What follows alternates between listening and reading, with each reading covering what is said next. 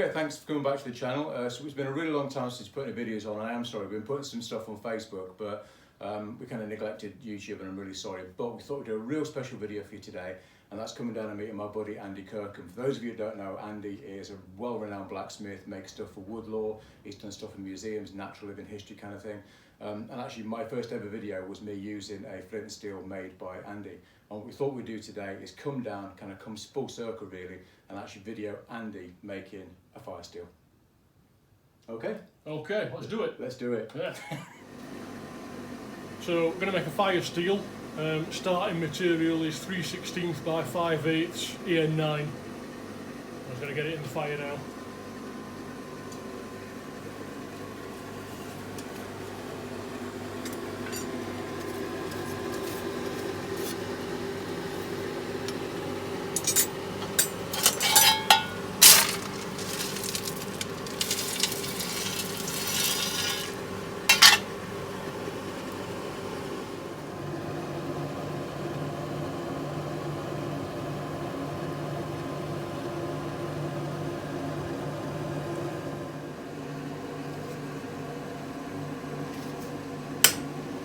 We'll start off on a 1/2 inch fuller.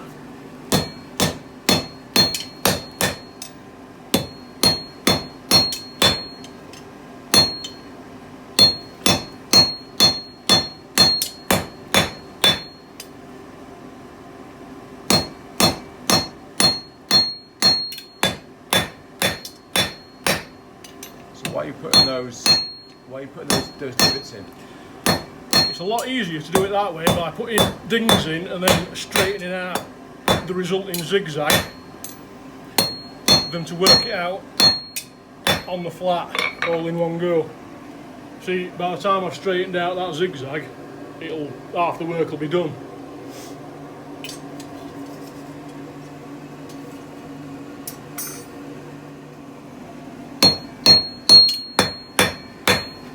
So, straighten the zigzags out. Over there on the radius.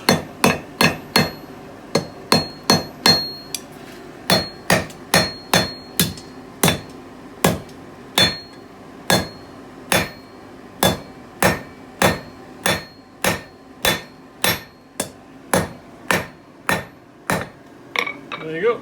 See, you're halfway there already.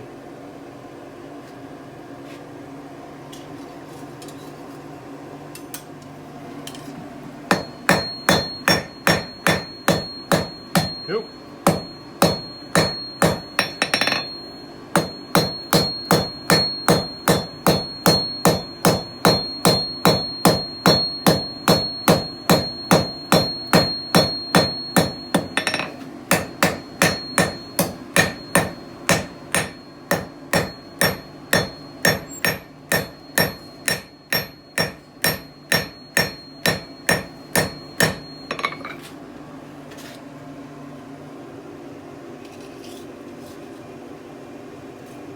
That is a much quicker way, isn't it, drawing? Oh yeah.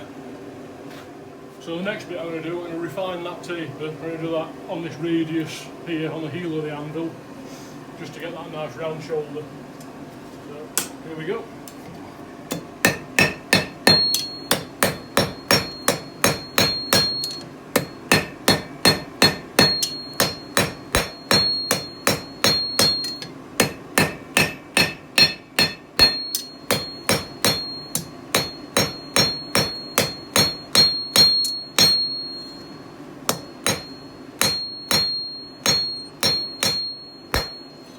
Work it a bit further up.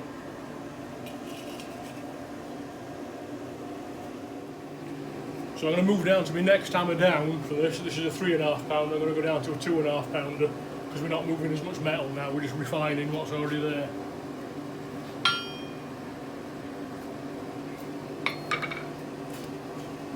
There we go.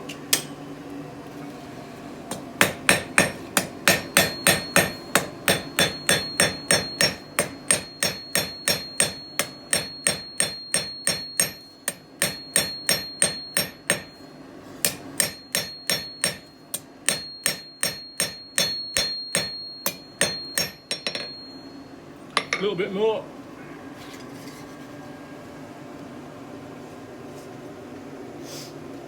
Fine. I'm going to keep on refining down towards the point now because it's alright further up. Here we go.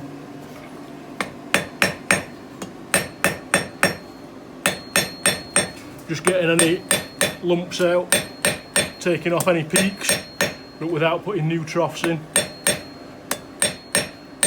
And that's okay, so I'm going to take the corners off for the next bit.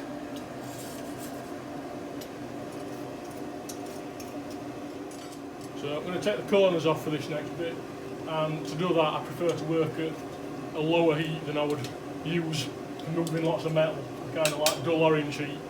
If you work it too hot, it's easy to put fresh dings in. So just like that on the diagonal, working right up into the recess.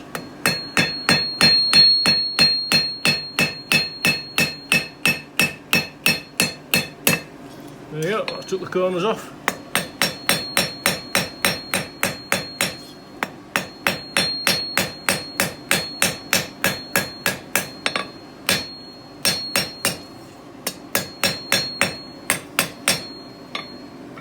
There we go.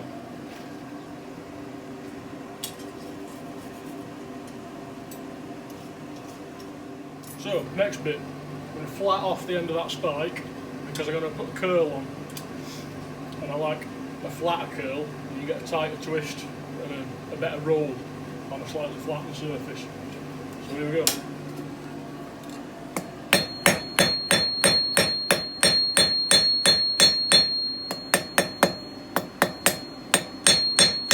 That's it. So on that piece that I've now flattened, I'm going to put a curl on the end, and the way I do that is over the edge of the anvil with the hammer, a lot better and quicker than using pliers.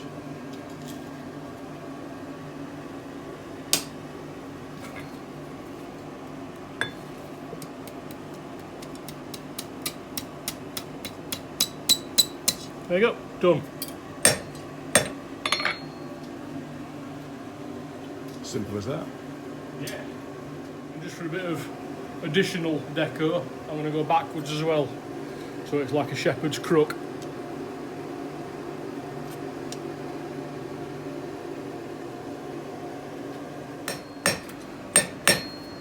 And just flat it all off, make sure everything's in the same plane that way. There we go.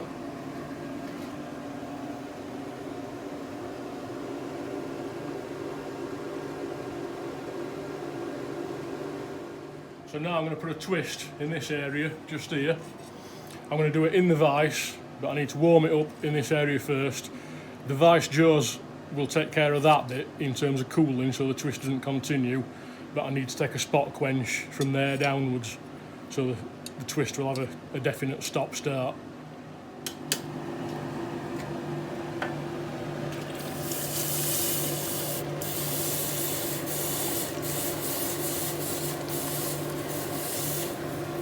There we go, around 1.5 turns.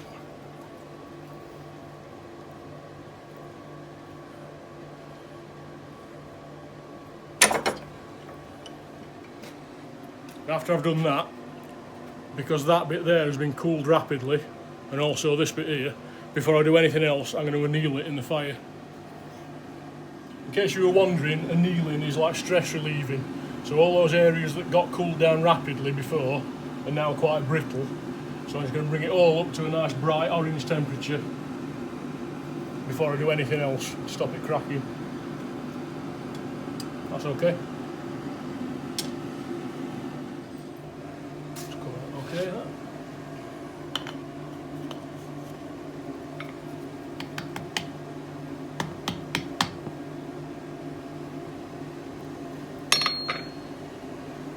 Yeah, that's all right. Right, so the wooden block is for straightening out things that you've twisted. Obviously you can't do it like that on the face of the anvil because you'll put dings in the bit that you've just twisted. So you do it between a wooden block and the butt of the hammer handle. So it's going to cut off enough stock now to get the actual striking edge from, using the hardy tool in the square hole.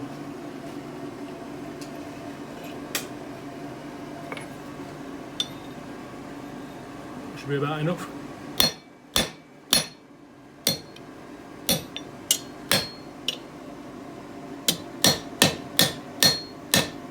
Never chop all the way through with a hardy, always leave a bit and then break it off.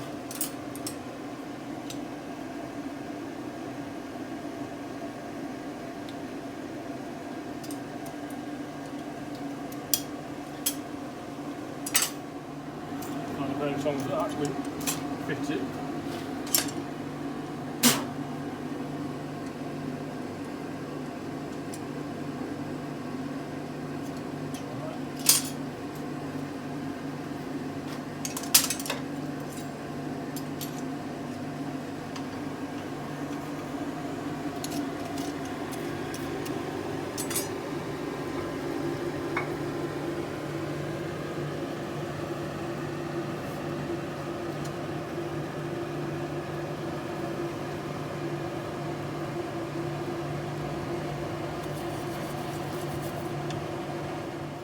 So I'm going to put a bit of a taper on what's going to be the striking edge and just thin it down slightly, not much though.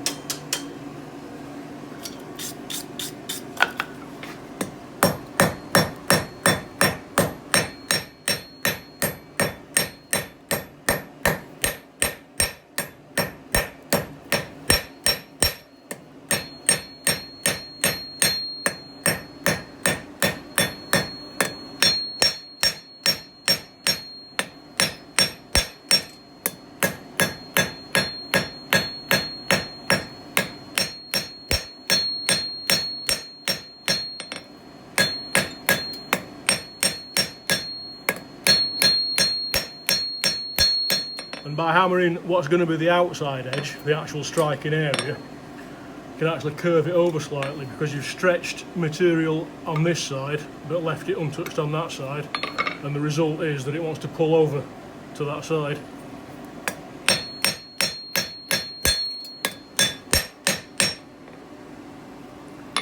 There we go. Check it for straightness, and that's alright. Back in the fire. Right, so we've refined the striking edge. This bit now, the handle or tang, whatever you want to call it, needs to be bent over now. So I'm going to do that by warming this area up here, and I'm going to do it in the fork tool over at the vise.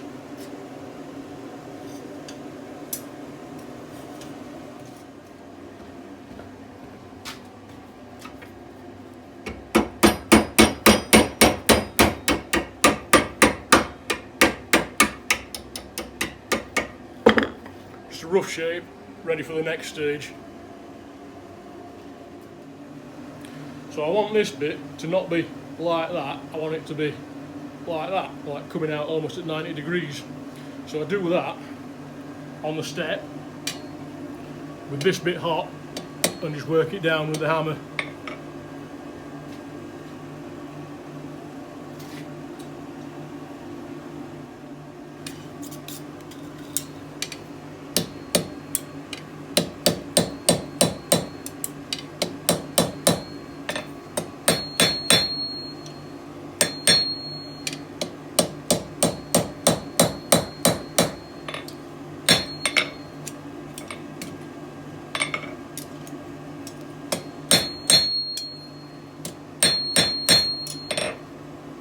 There we go.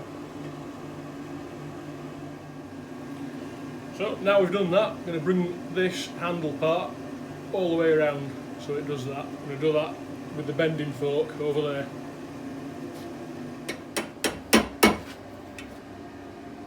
Don't need to hammer that, you can just push it around with the hammer first. Don't recommend using your hand, it's hot.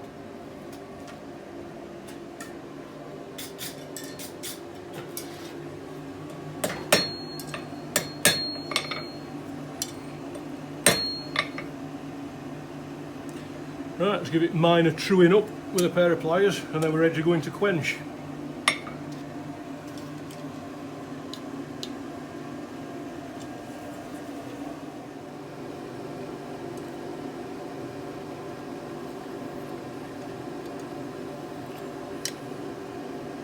Yep, so that's all good in that plane. I'm just going to put a slight kick out on that top bit.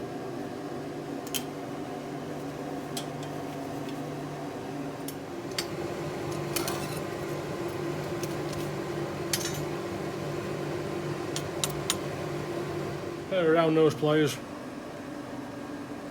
and just give it a bit of that.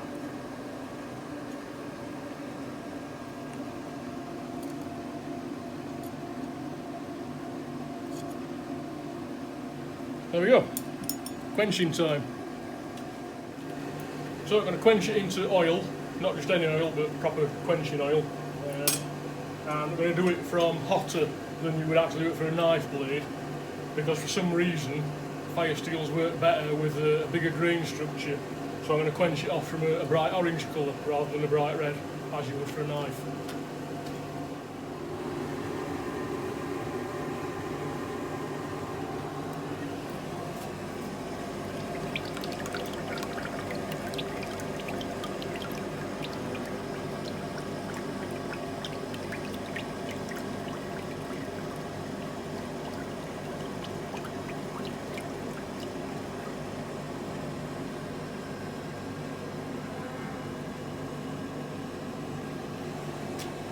There we go. Now, I can tell that that's hardened because this bit that was hot, all the scales cracked off and it's gone matte grey, whereas the rest of it that wasn't hot is still black. So I know that's worked. Right, all done. So, proof's in the pudding. Let's have a look.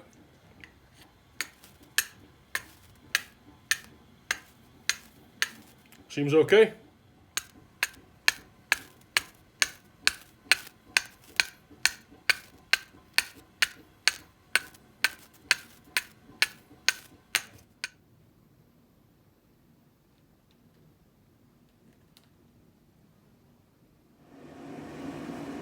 Okay, so thanks very much indeed for watching that video. It was a really good example from an amazing blacksmith on how to make a flint striker. What we thought is, we're not going to leave it there, we thought we'd actually do something even more special for you, and we've got some extra footage of Andrew making like a bearded axe sort of Viking style pendant. Not a very long video, but just a bit of fun to watch. Thanks a lot. So we're going to make a miniature axe head pendant, like a Viking bearded axe. Starting material is 25B8 mild. So, good to go.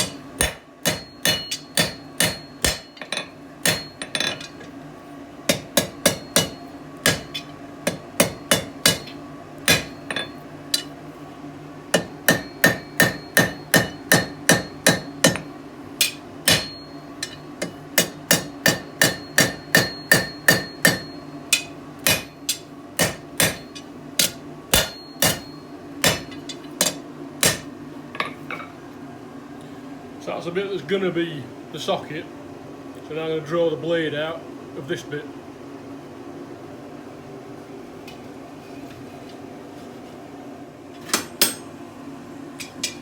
So on the inside edge of the anvil, start flattening it out. And then switch to the peanut hammer to spread it more.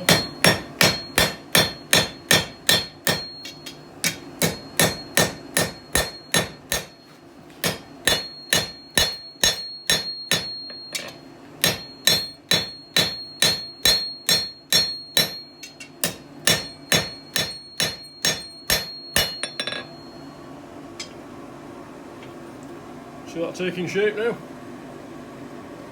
So the next thing, I'm going to cut it off there, reverse it, hold it in the tongs and work on the edge.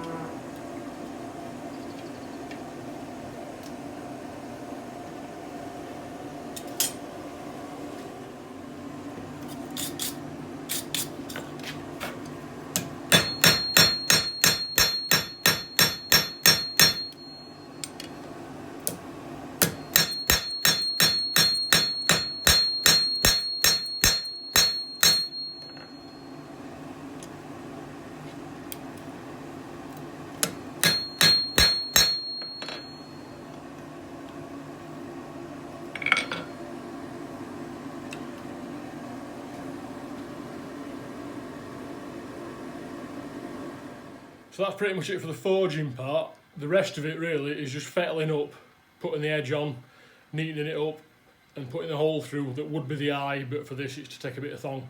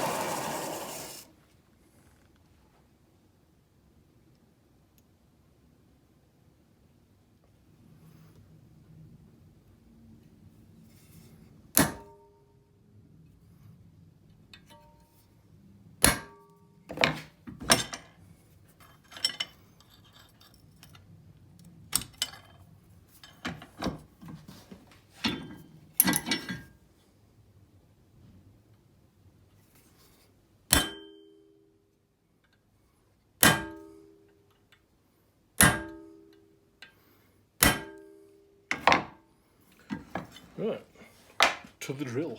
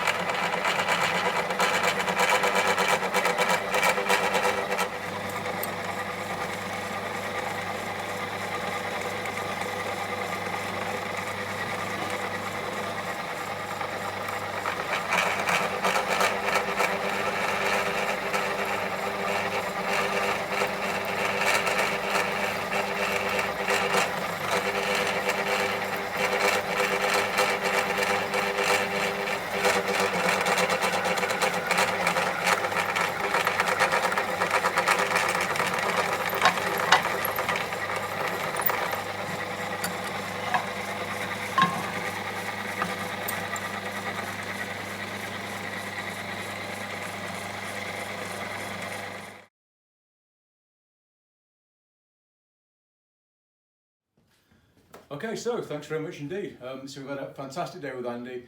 You got that extra bonus footage at the end. Hope you really enjoyed it, and it does give you an insight into the kind of work that Andy can create. Thanks very much, Andy. Thanks for watching. Thanks, Adrian, for coming. No worries. It's a pleasure. Take care, buddy. Cheers. Nice one.